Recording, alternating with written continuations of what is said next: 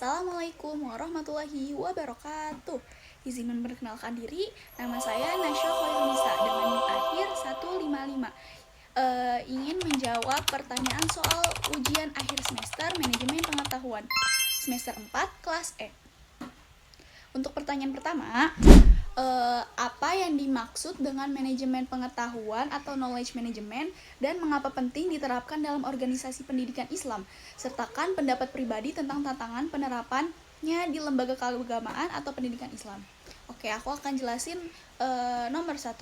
Di manajemen pengetahuan atau knowledge management adalah proses sistematis untuk menciptakan, menyimpan, berbagi, dan menerapkan pengetahuan guna meningkatkan kinerja organisasi. Nah, dalam konteks pendidikan Islam, ini mencangkup pengelolaan ilmu keislaman, metodologi pengajaran atau nilai-nilai akhlak, dan praktik spiritual agar tidak hilang dan terus berkembang seiringan zaman. Nah, pentingnya dalam pendidikan Islam itu apa sih? Mungkin ada menjaga turats atau warisan keilmuan jadi para ulama terdahulu gitu, memastikan guru dan santri bisa mengakses metode dakwah dan pendidikan yang relevan, juga meningkatkan efisiensi dan kesinambungan dakwah dan pengajaran. Nah, bisa juga nih mendorong inovasi berbasis nilai Islam. Nah, ada juga nih tantangan penerapannya. Banyak nih di lembaga masih berpikir tradisional dan belum menganggap penting dokumentasi atau digitalisasi. Nah, kurangnya infrastruktur juga dan SDM yang melek akan teknologi. Ketidaksiapan budaya organisasi terhadap perubahan. Nah, menurut aku pribadi, tantangan utama adalah membangun kesadaran bahwa pengelolaan pengetahuan bukan berarti mengubah nilai, tapi menyelamatkan dan menguatkannya di era digital, seperti itu. Namun kalau jika didekati juga nih dengan kebijakan dengan bijak, jadi kitanya bijak, manajemen pengetahuan itu justru menjadi alat untuk menyelamatkan atau mungkin memperluas juga nilai-nilai Islam. Jadi kalau dipakai dengan bijak, pasti akan bijak dan pintar gitu ya, bisa memperluas nilai Islam secara lebih luas dan mungkin profesional juga, seperti itu. Selanjutnya pertanyaan kedua, yang dimana ditanyakan jelaskan perbedaan antara teknik knowledge dan explicit knowledge. Berikan contoh nyata dari dunia pesantren, masjid, atau organisasi keislaman. Oke, aku mau jawab. Jadi yang pertama tadi kan ada take it knowledge atau mungkin take it knowledge itu pengetahuan yang sulit diekspresikan gitu. Jadi sulit diekspresikan dengan kata-kata atau tulisan. Nah, jadi seringkali juga nih ini didapati dari pengalaman langsung atau intuisi, keterampilan nonverbal, dan hanya bisa ditransfer lewat interaksi langsung atau bimbingan langsung gitu, atau mentoring bisa kita sebut gitu. Selanjutnya yang kedua tadi ada explicit knowledge. Mungkin explicit knowledge ini pengetahuan, nah ini kebalikan yang meren, pengetahuan yang mudah dikodekan atau ditulis. Nah, bisa diajarkan lewat dokumen, buku, atau file digital. Nah, bisa dipelajari juga tanpa kehadiran guru. Misal contohnya tuh kayak Zoom, terus juga mungkin contoh di dunia pesantren masjid yang teknik knowledge-nya itu cara seorang kiai menanamkan kedisiplinan tanpa marah-marah gitu. Nah, teknik membaca kitab kuning bisa jadi yang pas aku pun seperti itu, tanpa harokat kiroah gitu. Terus strategi dakwah lisan yang lembut tapi kena gitu. Nah, kecermatan dalam menafsirkan hadis atau qiyas fikih yang tidak selalu tertulis dalam buku itu juga bisa digunakan.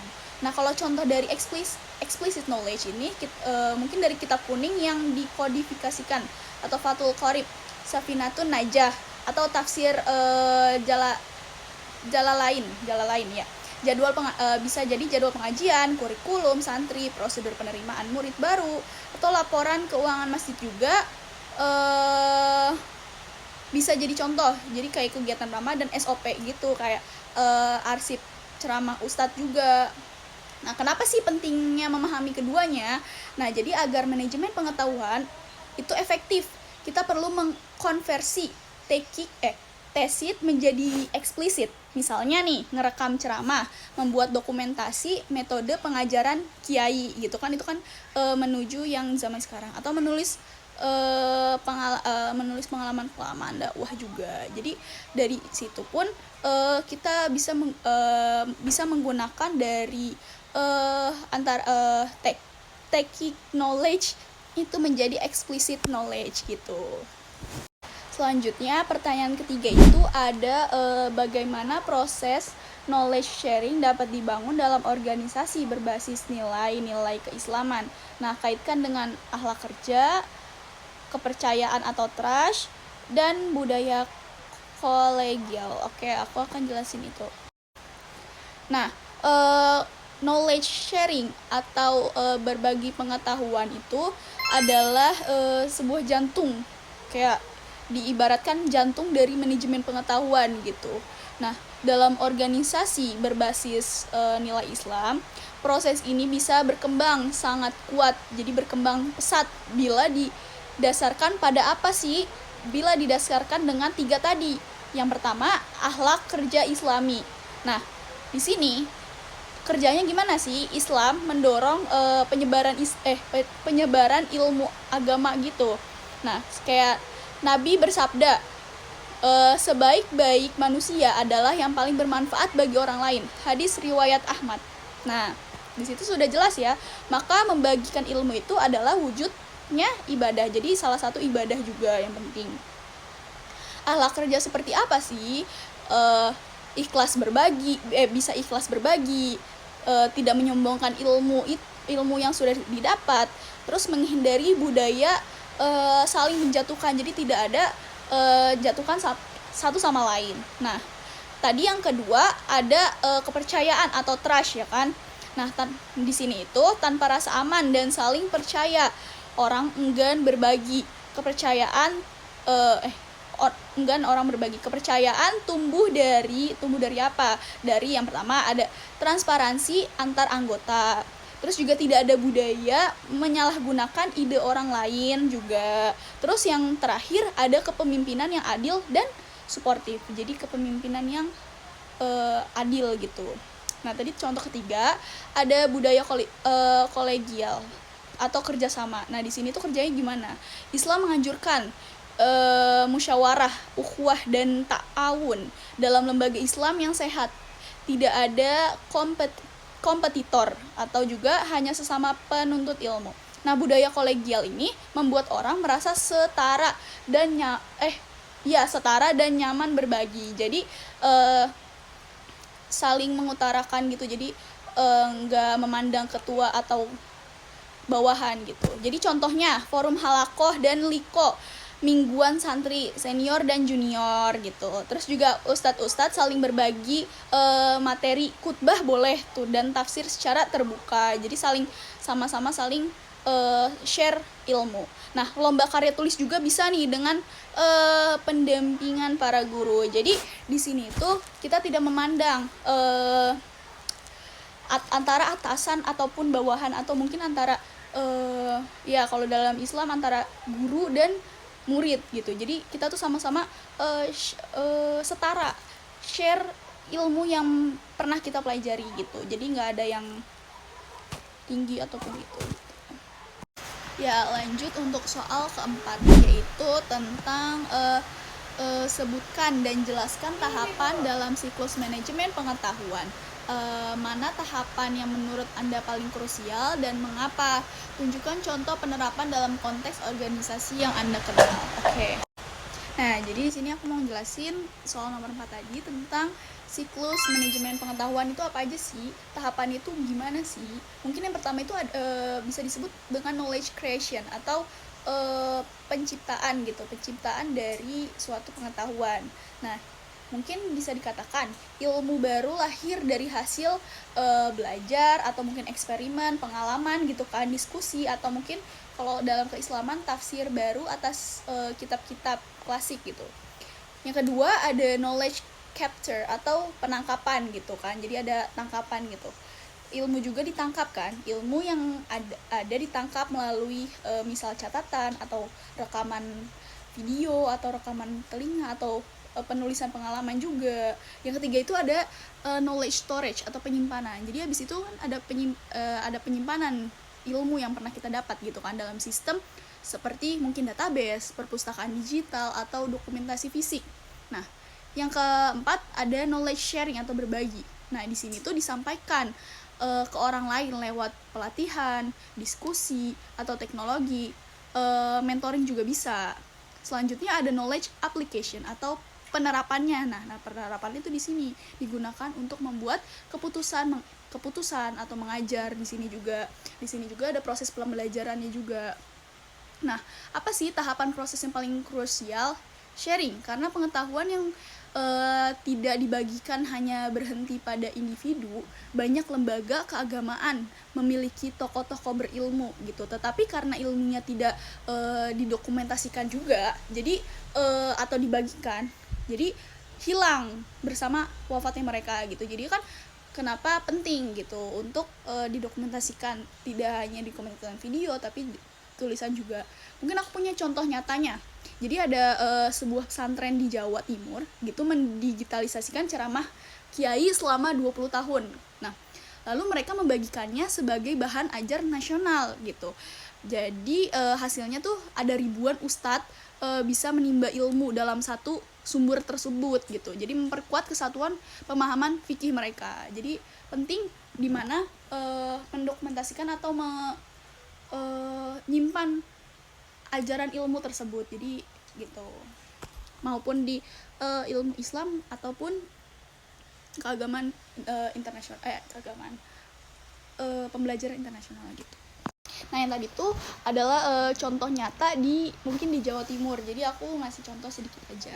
Selanjutnya ke pertanyaan kelima. Nah, pertanyaan terakhir ini itu tentang apa sih peran teknologi informasi dalam mendukung sistem manajemen pengetahuan. Nah, refleksikan juga potensi dan tantangan penggunaan teknologi di lembaga berbasis keagamaan. Oke. Ada ngejelasin tentang tadi peran utama dari teknologi gitu kan, peran utama teknologi gitu. Mungkin bisa untuk menyimpan pengetahuan dengan aman. Nah, jadi di sini disimpan dengan aman gitu, jadi aman, tertata rapi gitu. Nah, misal contoh file kitab atau video-video ceramah, modul pembelajaran Islam juga bisa diarsipkan dengan tertata, dengan rapi, dengan baik gitu. Nah, di sini juga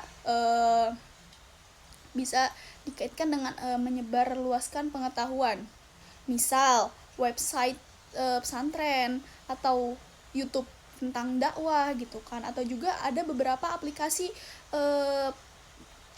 pendidikan Islam gitu. Udah ada beberapa banyak seperti itu aplikasi pendidikan Islam untuk menjangkau ribuan orang. Jadi ribuan orang dapat mengakses secara jauh gitu. Jadi sekarang tuh kan udah canggih ya kan. Nah, ada juga mendukung kolaborasi. Jadi collab antara ustadz dari berbagai daerah bisa menyusun kurikulum bersama lewat bisa lewat grup, misal grup WA atau grup diskusi secara daring lah pokoknya. Bisa melalui Zoom juga kadang. Jadi ustadz di berbagai wilayah gitu. Terus juga potensi teknologi dalam lembaga Islam. Nah, potensinya itu apa aja? Jadi mungkin santri belajar kitab sekarang ada loh santri belajar kitab kuning melalui daring lewat e-learning. Jadi ada suatu web gitu mempelajari tentang kitab kuning juga. Jadi kan berkolaborasi kan. Nah, ada digitalisasi khazanah juga, keilmuan atau yang tadi dikatakan turats. Ada juga pembuatan ensiklopedia. Nah, berbasis AI. Nah, jadi di sini AI sangat bekerja di pendidikan Islam gitu. Nah, tantangan utamanya apa? Ada juga tantangan utamanya nih, di era digitalisasi ini. Jadi literasi digital tuh jadi rendah, ya kan? Jadi tidak ada literasi teknologinya ya. Banyak guru yang familiar dengan perangkat digital. Nah, akses teknologi juga terbatas, teman-teman. Jadi terbatas, tidak semua memiliki teknologi. Nah, tidak semua pondok juga punya jaringan atau perangkat yang memadai, ya kan? Masih banyak pesantren-pesantren yang terbelakangan masalah teknologi ataupun sebagainya. Nah, ketakutan terhadap modernisasi juga itu masuk ke dalam tantangan gitu kan. Sebagian pesantren masih memandang teknologi itu sebagai gangguan, ya kan. Masih banyak tuh pesantren-pesantren gitu yang menganggap teknologi itu sebagai gangguan, bukan untuk alat dakwah gitu. Nah, selanjutnya itu ada refleksi pribadi.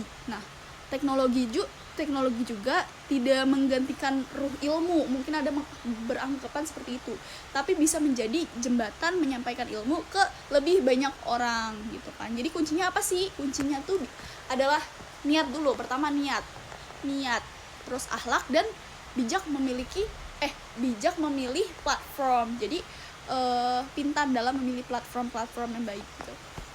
Selanjutnya tuh teknologi juga akan menjadi pelayanan dakwah, bukan penghalangnya gitu. Jadi dipakai sebaik mungkin. Nah, asal digunakan dengan nilai-nilai keagamaan atau nilai-nilai Islam, seperti itu. Sudah terjawab 5 pertanyaan ujian akhir semester manajemen pengetahuan. Terima kasih kepada Bapak dosen yang telah memberikan ujian ini. Maaf banyak kesalahan. Wassalamualaikum warahmatullahi wabarakatuh.